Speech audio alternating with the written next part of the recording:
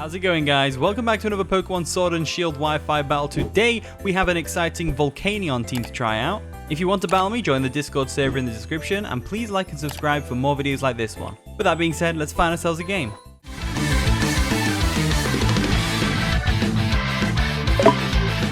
Alright, we've found our opponent, Mike, aka Sleepyhead, on the Discord server. They've got a pretty cool looking team. They've got a Tapu Lele, Espeon, Poltegeist, Omastar, Cloyster, and a Landorus Fairy. So this is our team. We've got Heliolisk, Garchomp, Mienshao, Volcanion, Gengar, and a Corviknight.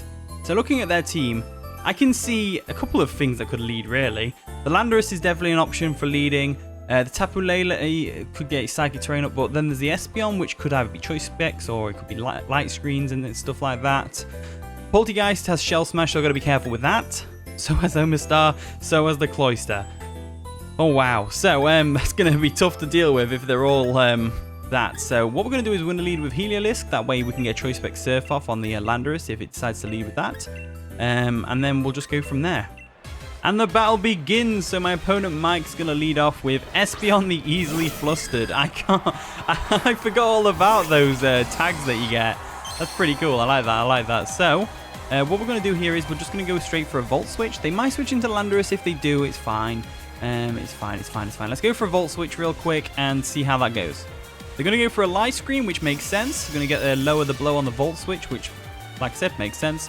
We'll go for a Volt Switch real quick. See how much damage it does. Not a lot of damage. That Light Screen really helped. Really helped. So they actually have an eject button, which is interesting. What are they going to get ejected into, though? I don't know.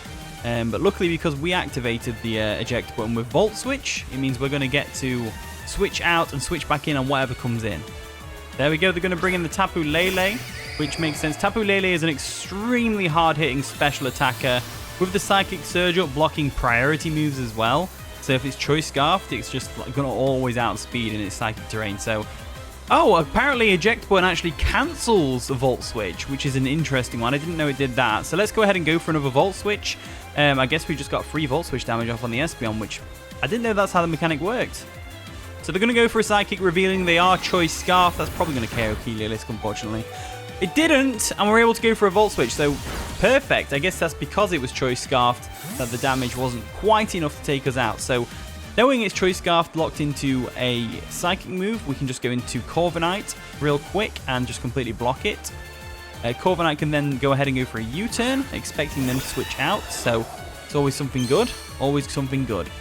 Alternatively, we could also U-turn here, which I'm going to do anyway, because they're probably going to switch out. If they don't switch out, then I'm curious as to what they're going to do. They're going to withdraw the Tapu Lele, of course, and what they're going to go into, Omastar the Rampaging. Interesting. So Omastar comes in, we do get the U-turn off, which means we can just go ahead and go into Heliolisk again.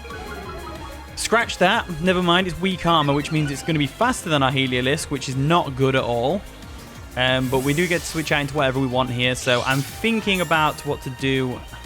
They have White Herb, which brings the defense back up as well, which is quite scary. So I'm thinking we go Mienshao. I think Mienshao is a solid one here because we do have the Focus Sash and everything like that. So we'll just go for a Fake Out. No, actually, no. Let's go for a Close Combat first because they're likely going to go into the... What do you call it? I know how to speak. We'll go for Close Combat anyway. They're actually going to go for a Shell Smash, which is very daring.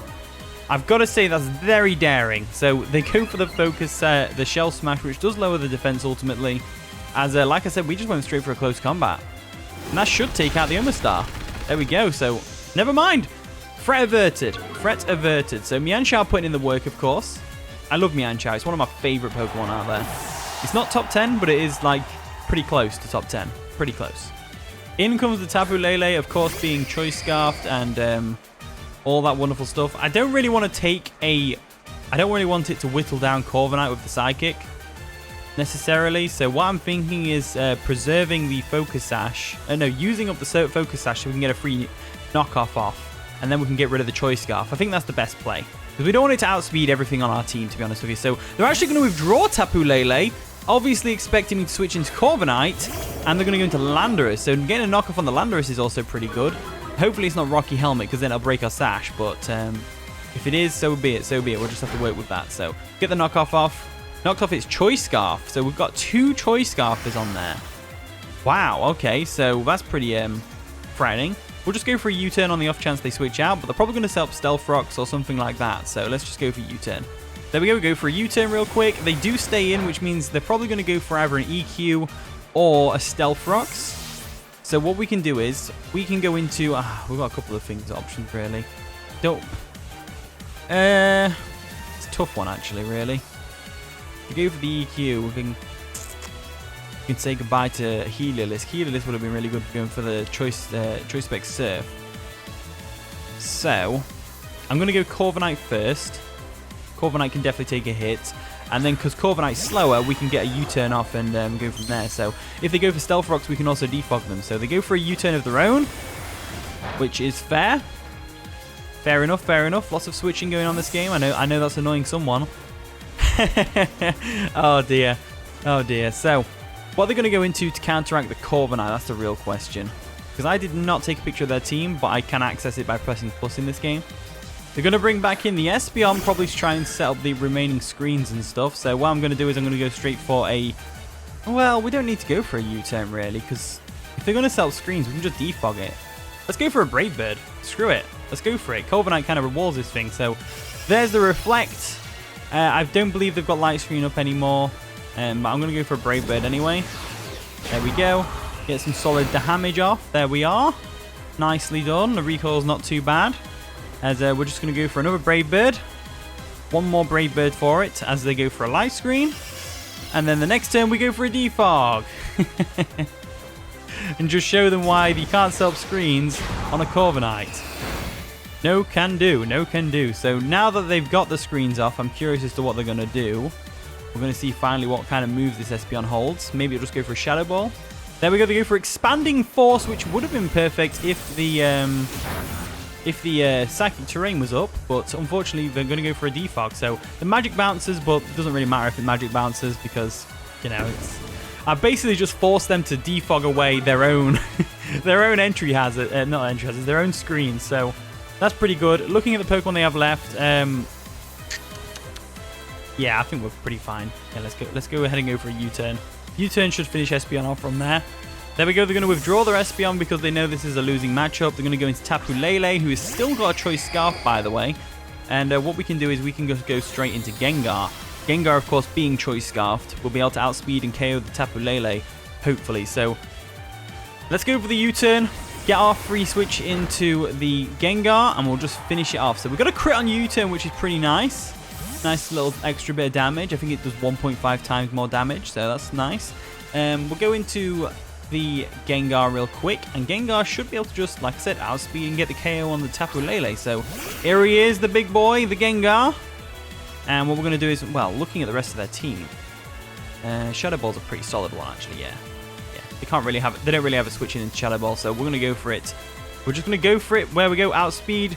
Go for the Shadow Ball. We do reveal that we're scarfed here, but it's fine. We can take that just nicely. So Tapu Lele goes down.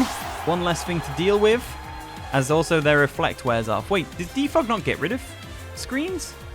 In comes Poltegeist the Furious. Apparently Light Screen's probably still up, which means... huh. Let's go for the info. Yeah, they still have Light Screen up. So Defog doesn't get rid of screens? I really thought it did. So what we can do here is... there's not a lot we can do. They're going to go for a Shell Smash, aren't they? Let's go for the Shadow Ball and see if we can get the KO. I think with screen up, it's not going to KO, so that's annoying. They're going to get a Shell Smash off. It does KO. Still KOs. It was a crit. Oh, God. It was a crit. Oh, no. If they'd have got the Shell Smash off, they would have definitely run right through our team with the Poltegeist as well. That is a real shame. In comes Cloyster the Chipper. Cloyster the Chipper, eh? Cloyster the Chipper. We can just go... well, we can't really do out here. What we're going to do is we're going to go ahead and go for a Shadow Ball again. Oh, not Energy Ball. Shadow Ball again. There we go. And it won't KO the Cloyster, but... unless we get a crit again, which would be hilarious. Oh my God, did we just get a crit again? That wasn't a crit, was it? It wasn't. There's the Shell Smash. So now this Cloyster's going to make an epic comeback, I think. I don't really see why I can switch in here.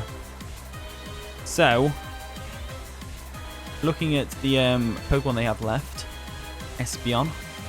This thing, Landorus.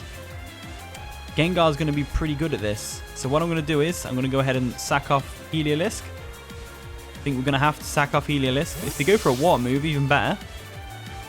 Going to heal us right up with a Dry Skin. But we don't have speed anyway, so it doesn't really matter.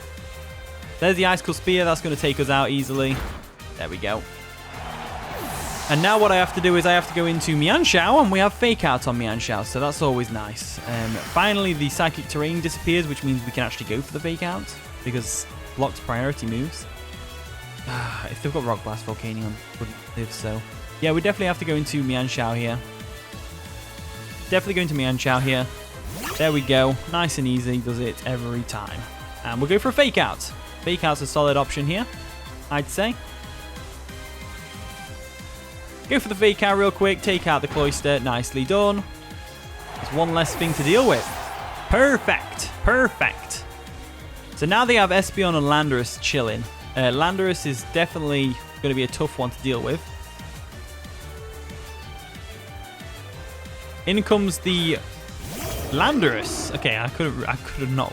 I can't read that language, I'm afraid. I'm sorry. I'm not very language illiterate. So what I'm going to go for is I'm going to go for a U-turn. No, I'm not. We don't really need Mienshao for much more. I suppose we can go into Corviknight.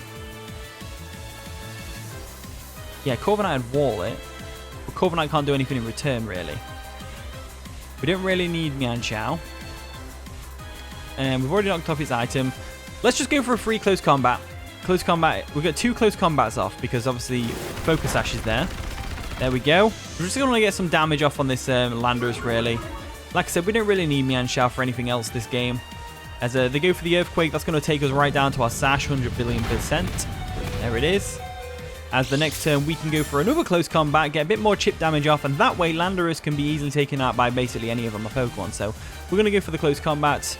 And I think from here, Gengar might actually tear up the rest of the game. Might actually tear up with Gengar. So Volcanion's not really getting much use this game. There's the knockoff. I'm guessing that was just in case we switched out or something. Yes, and Mienshao's gone down. Now we just bring in Gengar, and Gengar should be able to just run rampant right now. So here he is. The Gengar comes through. We'll go straight for a Shadow Ball. Shadow Ball should definitely take out the Gengar from here, the Landorus from here. Go for a Shadow Ball real quick. Take out the Landorus, and then all we've got left to deal with is the Espeon, I believe. Is Espeon still around? There's Espeon, the easily flustered Espeon. We can just outspeed it and KO it with the Shadow Ball real quick, and that'll be the game, I think. There we go. We definitely outspeed. We'll go for a Shadow Ball. Take out the Espeon. And that, ladies and gentlemen, is the game. So, thank you for the battle, Sleepyhead. I appreciate it. It was a pretty fun game. Hopefully you all enjoyed. If you did, of course, leave a like, subscribe, all that wonderful stuff. And with that being said, I'll see you all in a bit.